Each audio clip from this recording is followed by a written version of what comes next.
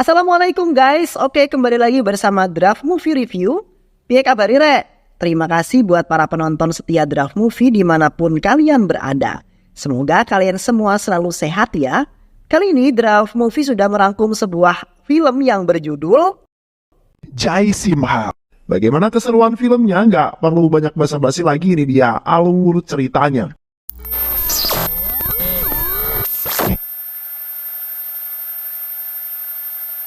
Sebuah sekolah tingkat dasar sedang berlangsung proses belajar mengajar dengan tema kekeluargaan. Setiap anak harus membuat cerita tentang keluarganya. Salah satu siswa itu adalah Narasimha yang menceritakan kenangan tentang emaknya yang sudah meninggoy. Narasimha adalah seorang yatim piatu yang berteman dengan Gauri di sekolahnya. Gauri adalah putri kepala sekolah yang ada di sekolahnya. Narasimha dilarang masuk ke sekolah setelah dia berkelahi akibat dirinya diejek tidak memiliki keluarga. Dia tumbuh besar di panti asuhan dan memiliki usaha bengkel mobil yang sudah cukup besar dan berhasil. Bersama dari kecil hingga dewasa, membuat Gauri dan Narasimha memiliki perasaan yang lebih dari sekedar seorang sahabat. Suatu hari, Narasimha terjebak kemacetan. Ternyata di depan sedang terjadi demonstrasi untuk menjadi anggota parlemen dari partai yang dilakukan oleh anak buah putra Rami Reddy yang bernama Ravi Shankar Reddy. Aksi tersebut menghalangi lalu lintas hingga mengakibatkan kematian seorang wanita yang berada di dalam ambulans. Melihat kesedihan pasangan suami istri yang telah kehilangan anak tercintanya, Narasimha turun dari motor dan membubarkan demonstrasi tersebut. Anak buah Ravi Shankar Reddy tergeletak di aspal akibat pukulan dari Narasimha. Saat Ravi Shankar Reddy akan pergi menuju gedung parlemen dan memerintahkan polisi untuk membuka jalan, Narasimha memberi pelajaran dengan mengatakan kepada semua orang yang berada di sana untuk melakukan blokade semua jalan yang mungkin bisa dilewati oleh Ravi Shankar Reddy hingga dia terlambat menghadiri pencalonannya. God bless you too. Ravi Shankar Reddy menghancurkan semua benda yang ada di kamarnya sebagai bentuk rasa kekecewaannya. Kedua orang tuanya berhasil menenangkan Ravi. Rama Reddy berjanji akan menyelesaikan semua masalah yang ada dan akan memberi pelajaran pada orang yang sudah menghalangi jalan putra tercintanya. Sementara itu, di bengkel milik Narasimha, terjadi sebuah kegaduhan yang sangat kacau ketika Narasimha meminta Malika untuk mengembalikan sebuah kunci. Malika adalah mekanik magang yang keberadaannya membuat semua hal menjadi kacau karena sifat cerobohnya. Hal itu menyebabkannya mendapatkan peringatan langsung dari Narasimha yang begitu nyelekit. Malika berjanji tidak akan melakukan kecerobohan lagi. Itulah yang dikatakan Malika. Apa yang terjadi pada Ravi Shankar Reddy tersebar dengan cepat lewat media massa.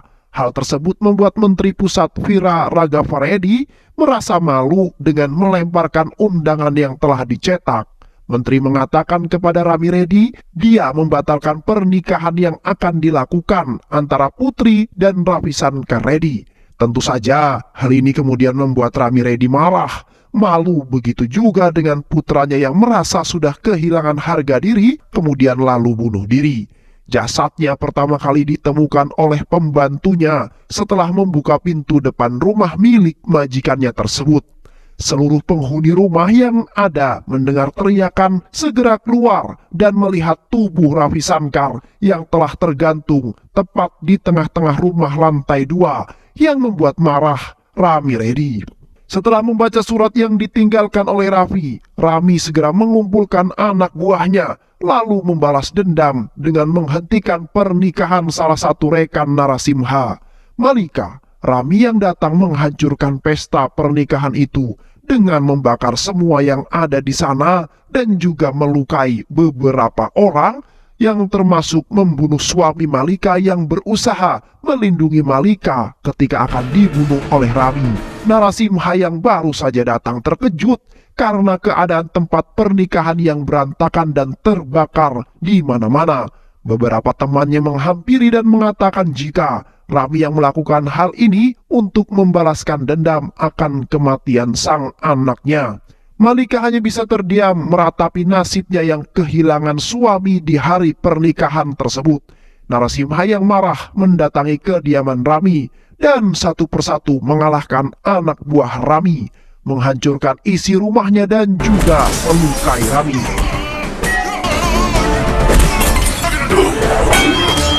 Menyiramkan minyak lalu membakarnya. Inilah yang kemudian membuat Rami memiliki luka tepat di wajahnya, yaitu luka bakar. Rami Reddy akhirnya diadili satu pengadilan dan dijatuhi hukuman mati oleh hakim. Sementara itu, ayah Gauri meminta agar Gauri memanggil Narasimha untuk datang ke rumahnya setelah sebelum Gauri mengatakan jika dia ingin menikah dengan Narasimha. Saat Narasimha datang ke rumah Gauri, yang didapatkannya adalah sebuah penolakan dan penghinaan dari ayah Gauri dengan mengatakan jika mereka tidak cocok, mereka tidak akan memiliki masa depan yang baik. Narasimha tidak memiliki keluarga, tidak memiliki pendidikan yang sepadan dengan Gauri, dan juga di mata ayahnya Gauri, Narasimha memiliki sifat yang kurang baik, yaitu sering terlibat masalah dan sering menjadi seorang berandalan. Semakin kuat keyakinan ayah Gauri ketika Narasimha mendapatkan luka tembak oleh orang yang tidak dikenalnya dan hampir saja melukai mereka yang berada di dalam rumah Gauri. Untuk menghormati orang yang berjasa dalam hidupnya, Narasimha mengorbankan cintanya. Namun, Gauri tetap ingin memperjuangkan hubungan mereka dan melarikan diri, kemudian bersembunyi tepat di gudang bengkel milik Narasimha untuk menikah secara diam-diam. Bengkel Narasimha didatangi oleh polisi yang telah menerima pengaduan dari ayahnya Gauri. Jika Narasimha adalah penyebab anaknya hilang tanpa kabar hingga berhari-hari. Narasimha yang tidak mengetahui hal tersebut jika Gauri berada di bengkelnya, tentu saja menolak segala tuduhan yang dilontarkan ayahnya Gauri dengan mengatakan alibi jika dia tidak pernah meninggalkan bengkel dan itu disaksikan oleh banyak orang. Sepeninggal ayahnya Gauri dari bengkel, Narasimha menatap tajam semua temannya karena dia yakin salah satu temannya mengetahui di mana Gauri berada saat ini. Untuk menyelesaikan permasalahan tersebut, Narasimha kemudian mengambil sebuah keputusan untuk menikah dengan Malika, seorang gadis cantik yang lumayan semok. Semua temannya terkejut ketika Narasimha membawa Malika ke bengkelnya dengan sudah memakaikan gaun pengantin dan sindur di dahinya Malika. Gauri keluar dari gudang dengan senyum mengembang, namun perlahan kemudian memudar dari wajahnya karena melihat Narasimha dan Malika yang sudah menikah. Tak banyak bicara, Gauri mengungkapkan rasa kecewanya dan juga mengucapkan selamat sebelum akhirnya dia memutuskan untuk pergi dari bengkel Narasimha dengan rasa kecewa yang sangat berat memukul hati Gauri. Seiring perjalanan waktu, Narasimha dan Malika dapat sama-sama berdamai dengan sebuah keadaan yang mereka alami. Mereka menjalani pernikahan dan hidup bahagia tentunya. Kebahagiaan mereka semakin lengkap karena akan segera memiliki anak yang kembar yang dikandung oleh Malika. Namun sayang, saat mereka sedang berkendara, mobil yang mereka tumpangi mengalami sebuah kecelakaan dan rusak parah. Malika terpaksa harus melahirkan lebih awal. Mereka sangat bahagia. Malika berpesan pada Narasimha untuk menjaga anak-anak tercinta dan menyayangi mereka sebelum menghembuskan nafas terakhir tepat di rumah sakit. Saat sedang di rumah sakit, ayah Gauri menangis mendengar kabar jika cucunya tidak bisa diselamatkan di dalam kandungan Gauri. Narasimha yang tidak tega melihat rasa kehilangan gurunya memutuskan memberikan satu putra kepadanya dan pergi bersama putra yang lainnya. Ayah Gauri berusaha mengejar Narasimha saat mengetahui dari seorang suster yang memberikan bayi tersebut kepadanya. ayah Gauri hanya bisa menatap kepergian Narasimha dengan pilu karena rasa bersalah dan mengucapkan terima kasih. Sedangkan di dalam ruangan Gauri shock karena tidak mendapati anaknya di keranjang bayi dan berusaha untuk melepaskan infus di tangannya. Di saat ayahnya datang membawa bayi dan mengatakan jika bayi tadi dibawa untuk diperiksa oleh suster. Gauri memeluk bayi yang dianggap anaknya dengan penuh haru dan kasih sayang. Di sebuah stasiun kereta api, Narasimha berniat melakukan perjalanan dengan kereta api, mencari tempat tinggal baru dan hidup damai dengan putranya tercinta. Kumbakonam adalah tempat yang dipilih oleh Narasimha untuk membesarkan putra tercintanya. Di Kumbakonam, Narasimha mengunjungi kuil untuk berdoa dan mencari sebuah pekerjaan. Sang pendeta secara tidak sengaja tersentuh oleh bayi tersebut yang kemudian menimbulkan perdebatan karena perbedaan golongan yang ada di sana. Mendengar keributan tersebut, sekretaris kuil Dharmakarta menengahi dan menyarankan agar sang pendeta segera memulai sebuah upacara. Dharmakarta tertarik dengan anak Narasimha dan menggendongnya. Lalu setelah upacara pemujaan selesai, dia meminta ART yang dibawanya untuk menggendong anak Narasimha untuk didandani dan mereka menuntunnya untuk berjalan ke arah patung dewa. Dharmakarta kemudian menawarkan pekerjaan kepada Narasimha di rumahnya sebagai seorang supir mobil. Ada sekitar 12 pekerja di rumah tersebut termasuk Raju Reddy dan istri tercintanya yang ikut ke kuil bersama Dharmakarta. Sesampainya di rumah, Raju terkejut karena melihat Narasimha keluar dari mobil tuannya dan juga istrinya yang menggendong seorang bayi laki-laki yang sangat lucu dan imut tentunya. Dharmakarta menjelaskan pada Raju jika dia bertemu dengan Narasimha di kuil dan dia akan menjadi sopirnya. Sementara itu, ketua mafia yang bernama Kaniapan bertemu dengan inspektur polisi yang bernama Sanker. Dia seorang polisi yang tulus, namun korup dan sombong. Suatu hari Putri Dharmakarta, Danya, pulang ke rumah dalam keadaan mabuk yang berakhir dengan menabrak pot bunga. Seluruh pekerja terbangun dan membawa Danya ke dalam kamarnya, lalu meninggalkannya. Keesokan harinya, Raju membawa Narasimha untuk berkeliling kota karena sebagai seorang sopir, dia harus paham jalanan yang akan dilewatinya. Mengikuti instruksi Raju, cara mengendarai mobil menjadi ugal-ugalan dan hampir saja mencelakai seorang emak-emak dan anaknya yang akan menyeberang di pinggir jalan. Di saat inilah, untuk pertama kalinya, Narasimha bertemu dengan inspektur polisi yang sedang melakukan sebuah razia. Namun, Narasimha menabrak mobilnya dan terjadilah sebuah perdebatan kecil di antara mereka. வேண்டாம் sir, இதுதான் என் வண்டி நம்பர், இது என் driving licence. Malam hari di kediaman Dharmakarta, para ART yang sedang berkumpul di luar merasa keheranan dengan tingkah Danya yang ketakutan setelah keluar dari mobil dan meminta agar penjaga pintu segera menutup pintu. Narasimha melihat bagian depan mobil Danya mengalami rusak, yang kemudian segera memahami situasinya. Keesokan harinya, Kaniapan dan anak buahnya membuat sebuah keributan dan anak buahnya membuat keributan di rumah Dharmakarta dengan menjelaskan bahwa mobil yang menabrak saudaranya berada di rumah Dharmakarta. Kaniapan berteriak agar pemilik mobil itu keluar. Dia ingin membalas dendam dan di dalam rumah Danya ketakutan. Lalu dia memberitahu orang tuanya jika dia semalam telah menabrak seseorang. Ibunya yang emosi lalu menampar Danya untuk meluapkan rasa kecewanya atas kelakuan anak tercintanya. Dharmakarta melarang Danya untuk keluar. Dharmakarta keluar dan untuk menyelesaikan masalah yang ditimbulkan anak tercintanya.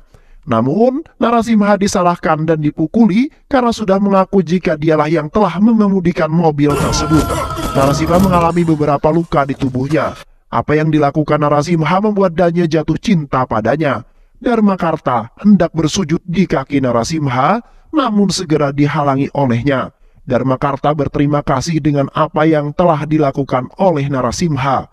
Bagi Narasimha, apa yang telah Dharmakarta lakukan untuknya dan anaknya sudah lebih daripada cukup. Di rumah Dharmakarta, Raju mengambil tas yang dibawa oleh salah seorang ART dari dalam rumah untuk dibuang. Dia penasaran dengan isinya karena ART itu mengatakan jika Danya yang menyuruhnya untuk membuang tas tersebut, isinya adalah bubuk putih yang terbungkus kertas koran. Raju mencoba isinya dan ternyata itu membuatnya merasa melayang dan mulai bertindak berani tanpa melihat siapa yang diajaknya berbicara.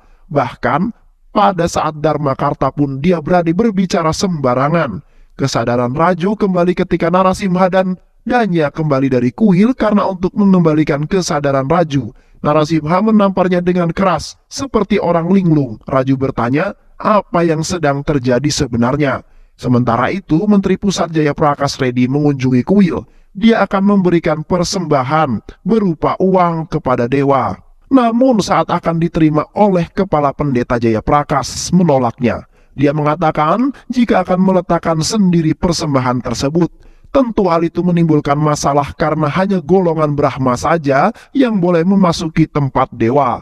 Jayaprakash memerintahkan kepada Inspektur Polisi Sanker untuk mengamankan Kepala Pendeta dan hal yang dilakukan Inspektur Sanker adalah menampar Kepala Pendeta. Hal ini mengakibatkan demonstrasi dari kaum Brahmana. Mereka menuntut permintaan maaf dari Inspektur Polisi Sanker. Narasimha mendatangi kantor polisi yang tempat berdemonstrasi berlangsung bersama sekretaris untuk menyelesaikan permasalahan yang ada. Namun saat sekretaris diperlakukan dengan kasar, membuat para demonstran melakukan perlawanan dan terjadilah sebuah kekacauan.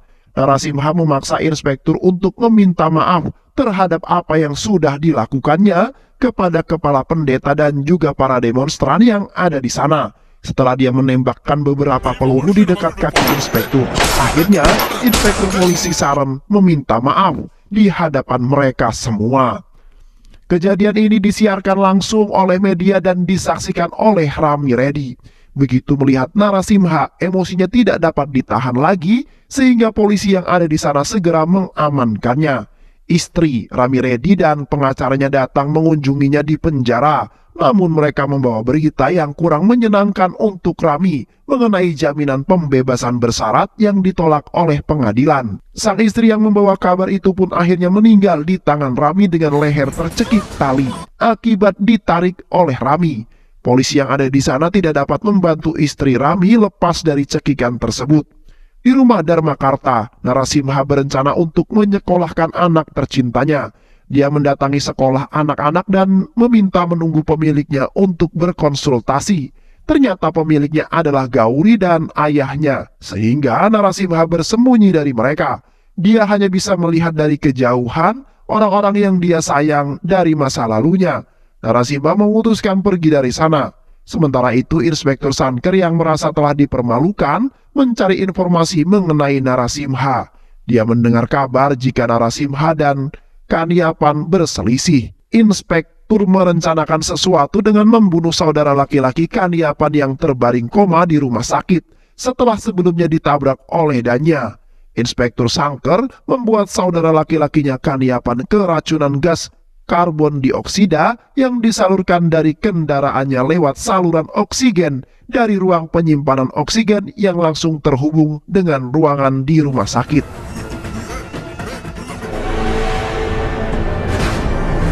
Saat Narasimha sedang berada di dalam bajai, Inspektur Sanker membawa Narasimha dengan tuduhan melakukan tabrak lari terhadap saudara laki-laki Kaniapan. Saat mereka dalam mobil, tanpa sengaja Narasimha melihat anaknya sedang dalam gendongan salah satu anak buah Kaniapan. Narasimha meminta inspektur untuk berhenti, namun tidak dituruti, yang membuat Narasimha menendang inspektur hingga terjatuh dari mobilnya. Lalu dia mengejar mobil yang membawa anaknya. Ternyata yang dibawa oleh anak buah Kaniapan adalah anak Inspektur Sanker, karena Kaniapan telah mengetahui kebenaran yang telah membunuh saudaranya adalah Inspektur Sanker.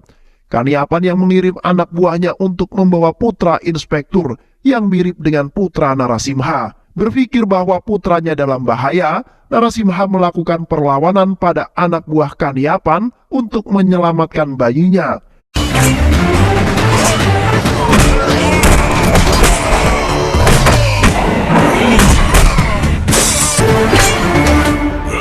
Ternyata Narasimha baru mengetahui jika Inspektur Sanker adalah ayahnya dan bahwa Gauri adalah ibunya. Setelah melihat jika anak yang berada dalam gendongan Narasimha adalah anaknya, inspektur mengucapkan terima kasih lalu pergi dengan membawa bayinya setelah mendengar suara Gauri yang memanggil anaknya. Narasimha terkejut dan tidak bergerak dari sana setelah mengetahui ternyata yang diselamatkan olehnya adalah anak yang telah dia berikan pada ayahnya Gauri. Gauri yang diberitahu jika yang menyelamatkan anak mereka adalah Narasimha segera menghampiri dan mengucapkan terima kasih. Namun masih terlihat amarah di wajahnya terhadap Narasimha. Keesokan harinya, Narasimha memperingatkan Kaniapan agar tidak mengganggu anak inspektur karena mereka masih keluarga Narasimha. Begitu pengakuannya kepada Kaniapan. Kaniapan akhirnya mengatakan kepada dia membawa anak inspektur Sanker karena anak buahnya melihat jika inspektur yang telah membunuh saudara laki-laki Kaniapan. Danya memperlihatkan kepada Narasimha sebuah foto seorang anak laki-laki yang sangat mirip dengan anaknya.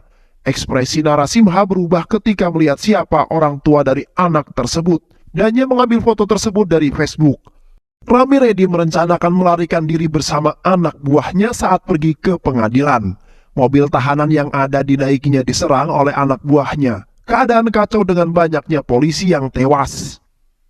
Setelah berhasil melarikan diri, orang pertama yang dicarinya adalah Menteri Pusat Vira Raghavan karena telah mempermalukannya dan juga menjadi salah satu penyebab anaknya bunuh diri, lalu kemudian membunuhnya saat Kaniapan datang dan mereka pun bekerja sama untuk membantai Narasimha. Langkah pertama yang mereka lakukan adalah melakukan penyergapan dan penyerangan dan penculikan terhadap inspektur, Gauri dan anaknya. Anak buah inspektur menelpon Narasimha dan memberitahu jika telah terjadi sebuah penculikan terhadap inspektur dan keluarganya. Atas perintah dari anak buah Kaniapan, Narasimha yang menerima telepon segera pergi ke tempat yang diberitahukan, yaitu ke galangan kapal. Mereka semua telah menunggunya di sana. Narasimha berhasil menyelamatkan keluarga inspektur dan memukul semua orang-orang yang ada di sana.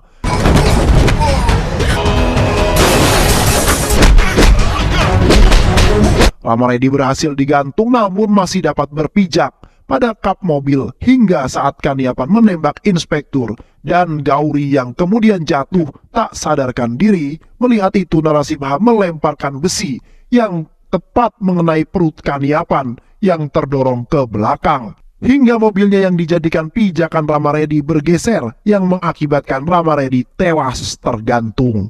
Para dokter dapat menyelamatkan inspektur dan Gauri, namun tidak dengan anaknya. Ternyata dia juga mendapatkan luka tembak tepat di kepalanya. Ayah Gauri bersedih karena cucu kesayangannya telah tiada, dan dia juga harus bersiap menghadapi Gauri yang pasti tidak akan sanggup kehilangan anak tercintanya. Sekali lagi, sang guru meratapi nasibnya. Hal inilah yang kemudian membuat Narasimha menyerahkan bayinya yang lain demi untuk melihat kebahagiaan di wajah Gauri. Dan gurunya, walaupun dia harus menanggung kesedihan karena harus kehilangan anak yang baru saja dia temui. Narasimha berjalan pergi dengan jenazah anaknya dalam gendongan. Di luar, dia bertemu kembali dengan gurunya yang mengatakan bagaimana dia harus membalas semua yang telah dilakukan Narasimha, sedangkan dia justru selalu memberikan luka di masa lalu. Ayah Gauri sangat malu akan dirinya sendiri karena telah menganggap Narasimha tidak sepadan dengan Gauri. Narasimha meyakinkan sang guru jika dia akan selalu ada di sekitar anaknya untuk menjamin keselamatan anak tercintanya. Cerita berakhir.